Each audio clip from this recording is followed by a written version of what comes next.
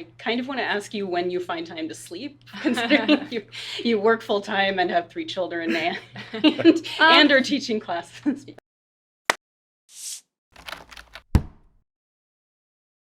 Hello, we are here today with Hilary Heap, who is running for Justice Court Department 4. So, Hilary, I figured I would start by asking you first an easy question. What makes you want to be a judge? Well, I have been in public service for a long time. For those of you that don't know, I'm running for Las Vegas Justice Court Department 4. I have been a Chief Deputy District Attorney at the DA's office. I've been there for 13 years now, serving our community as a criminal prosecutor. I've always, fought for what's right and wanted to help victims of our community. I'm in our justice courts every single day, in our district courts every single day, and I see how the things that are affecting our community right now. I see how the witnesses, the victims, the defendants who come in, the types of services that they need, and I feel like that I would be able to bring my commitment to the community to the bench to be able to help more members of our community. Hi, Hilary. Joe Gersten. Give us a little background, which you kind of just did, but maybe a little bit deeper on what qualifies you to run for Justice Court 4. Yes, sure. I have always had a big commitment to public service.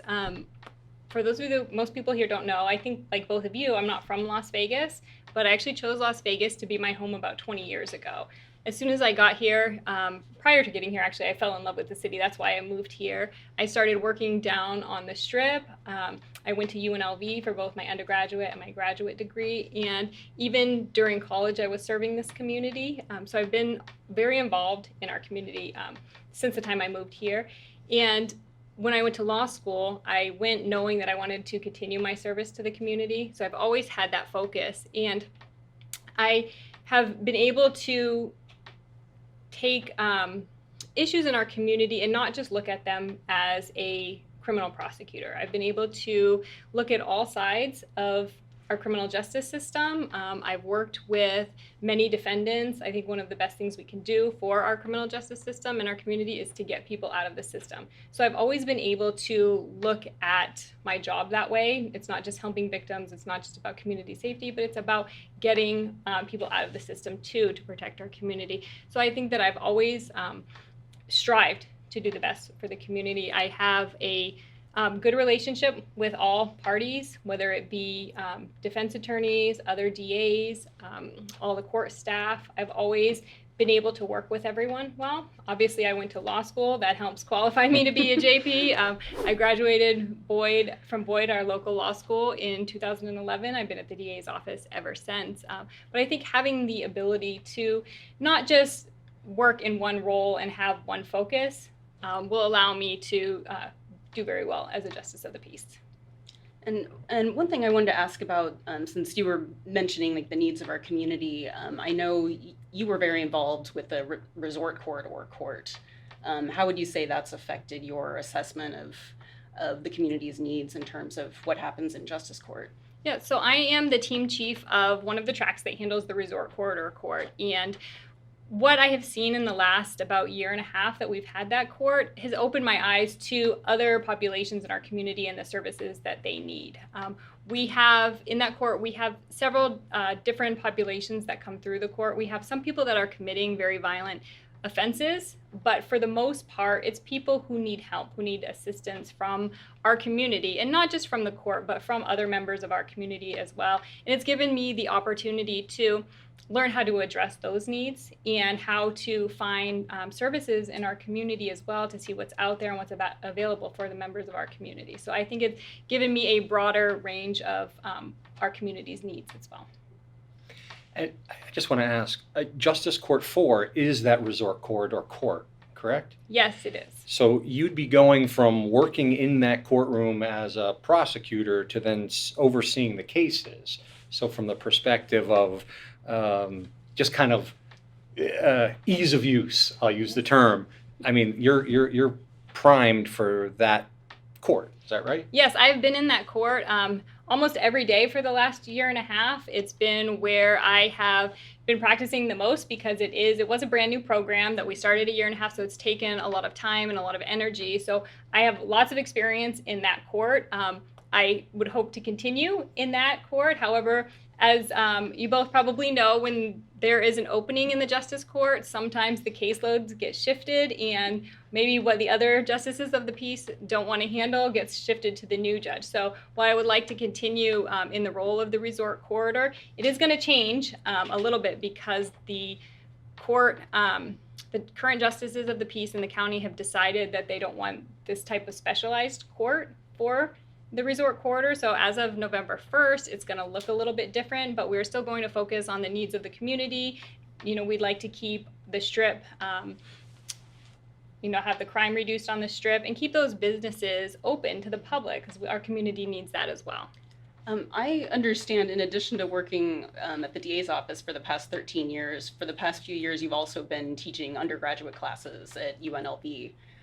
How have you enjoyed that teaching experience? I actually love it. I went to undergraduate at UNLV. I got my degree in criminal justice. During that time, I worked very hard and I was the recipient of several scholarships.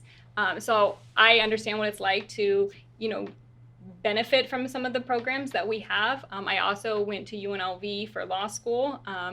And there I was able to obtain a scholarship for tuition as well. So I've always had a special place in my heart for UNLV. And as my kids got a little bit older, because I am raising 3 children here, once they needed just a little bit less from me, I wanted to be able to give back. So I started teaching in the criminal justice department. I teach our intro to criminal law class, which I think that you also have some experience with, right? Yep. And I love it. It's an interesting mix of students. It's not always just criminal justice students. I would say for the most part too, probably 75% of the students that I have at UNLV or in this particular class are from communities of color. So it gives me a lot of different perspective. I get to talk to the students. They teach me things. I expose them to different things in the criminal justice system that they might not otherwise see. So it's been a really wonderful experience, and I've been doing that for 4 or 5 years now. I kind of want to ask you when you find time to sleep, considering you work full time and have 3 children and are teaching classes. Yeah, there's not a lot of sleep time, but that's more because my kids like to get up really early, and they don't like to go to bed, when I tell them it's bedtime. Right there with you. Yeah, so my husband and I are raising our 3 kids here. This is our community. This is the place that we love. My husband's actually retired law enforcement. And now he protects our kids at one of the schools. So this has been our home, and I want this place to be some place that maybe my kids want to stay and raise their family as well. You were just talking a lot about, you've been in public service, it sounds like most of your professional career. And of the couple things you were talking about, you sound, very excited, very proud. And so, it's really a softball question, but what are you most proud of in your public service career? Like, what's really gotten you that you're just proud of? One thing that I'm really proud of as it relates to my professional life is, like I said, I've been at the DA's office for 13 years. I've had several different hats in that office. I started out as a law clerk in the appellate division. Then I joined one of the general litigation teams as a deputy district attorney. There I did a lot of trial work. And then I moved to our HIDA team, which is our drug trafficking team, where I focused on high-level drug cartel cases. And then now I'm back to our general litigation team, but I am back as a team chief. So it's been a wonderful experience throughout my time there. I've always mentored students, just like I have at UNLV. Not students, I'm sorry, new deputies. So when we hire new interns and when we hire new deputies, we have to train them, right? We have to make sure that they're doing a good job for our community, and that's important as well. So I've always done that throughout my career. I've always thought that was important, and I was promoted to team chief. So now I'm the leader of a team, and what that does is it tells me that, my administration at the DA's office is, likes what I do and how I'm helping our community by training these new deputies. So that I'm very proud of. When it comes to cases that I've handled, one of my cases that is most important to me actually didn't happen at the DA's office. It was a case when I was in law school. I participated in the Juvenile Justice Clinic, which basically made me a juvenile public defender. So I helped represent children who were in the system, and my very, very first case was this young lady who had struggled a lot in her life. She was 13 when I represented her, and her case has always stuck with me. I still hear from her from time to time. So that, helping the community in that respect is what I'm most proud of. I've had lots of criminal cases where I've been able to help victims too. I don't have as many stories with young children in my cases, but that one's always stuck with me, and she was my very first intro to the criminal justice system as far as our court system. So being able to, make a difference in her life was, really meaningful to me. So in the criminal realm, some of the most important things a justice court judge handles would be making bail decisions, presiding over preliminary hearings and misdemeanor trials. And wouldn't you agree? Yes. How do you see yourself handling those kinds of things? Well, I see myself being fair, being impartial, and using what we have available to us, right? We have several things we're going to look at when we're making bail arguments, but the most important thing is the law, right? As a justice of the peace, we're there to adjudicate cases based on our current law. We're there to be fair, and we're there to be impartial. So I will be, those are the tenets that I will live by. I will live by adjudicating cases on the laws that we have, rather than what I think the laws should be. I think that's very important, and we need that as in our with our justices of the peace. As a JP, a justice of the peace, you might not always be doing criminal work. You might be doing some civil work. Any issues with that? I don't think anybody really ever relishes that, but well, actually, maybe we're biased. Right? We're all criminal attorneys here, and of course, I've spent my entire career in the criminal realm. But I wouldn't shy away from that. I think it would be very interesting to learn something new. Sometimes when we do the same thing over and over again, or we spend so long, maybe it's not that we don't enjoy it, but it just gets to be a little repetitive or mechanical, right? It's nice to be able to learn something new every now and then. So I think it would be great to do the civil docket or to even the small claims court, at some point when I'm on the bench. But of course, I'm coming to, or hope to come to the bench with a lot of criminal experience. So I imagine that is where I would be utilized first. So what do you see as the most crucial abilities for a judge to have? I think judges need to be obviously fair and impartial, but I think judges need to be able to have the ability to detach from situations and look at the facts as presented to them. As advocates, we're all in court, we're trying to put forward the position or the argument that we think is right. But as a judge, you need to be able to step back and not side with one another, just look at the facts as they're presented, the evidence as it's presented, to make an impartial decision that's best for the case at hand and the community. And giving that, not everyone, you make a decision. You're not going to be popular every time, having done that. Again, is that something that you're okay with? I know you have kids. I have kids. Yes, I have a lot of practice at that. We make decisions that aren't popular, but these are now we're talking career and things like that. I know the answer to this, but I'm going to ask you for the benefit of the viewership. If you make a decision that is unpopular, is it going to hurt your feelings? No, it wouldn't hurt my feelings. And I do have a lot of practice with that, not just with my children, but in my professional life as well. I have never been the type of prosecutor who only seeks convictions. I look at cases, and if I think that the evidence doesn't support the charge or something isn't just about the case, I have never shied away from not proceeding with those charges or doing something different with the case. And I think because of that, the people in the defense bar, they know me to be fair, they know me to be reasonable, and they know that I will listen to them.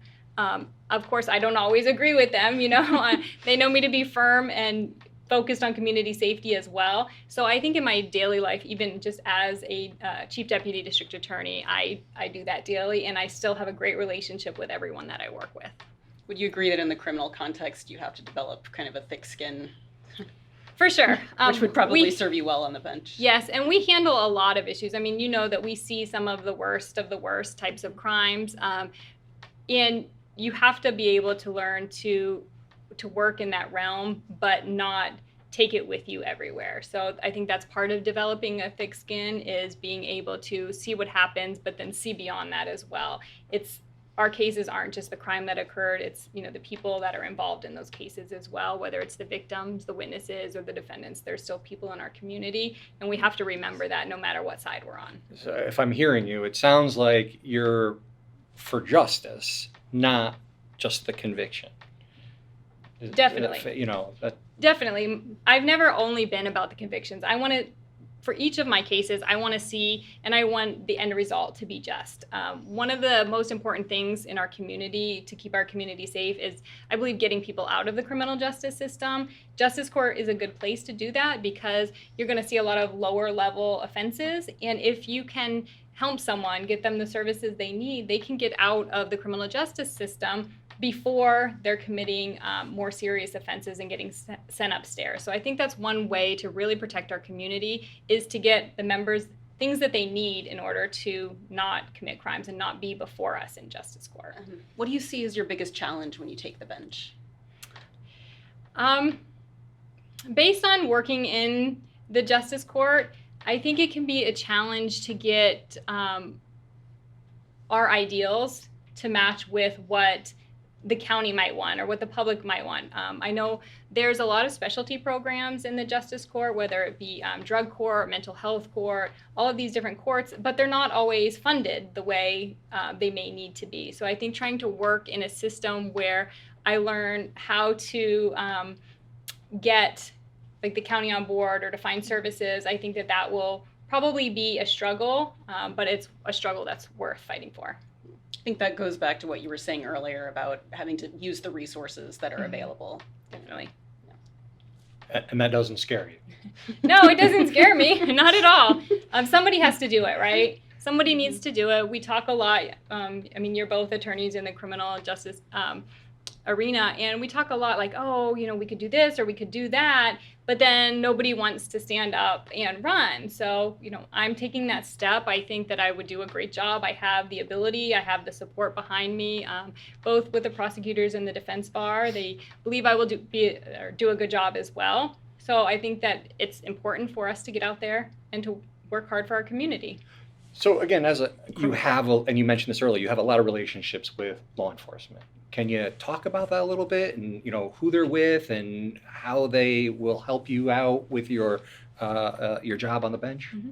Yeah, I have worked with law enforcement, obviously, all 13 years. I have been a deputy district attorney, and I've always had a great relationship with them. When I was specifically on the high-intensity drug trafficking area team, which the team where we handle large drug cartels, I worked with a lot of federal agencies as well. It's a federal task force, and there would be agents from the FBI or Homeland Security working with Metro agents.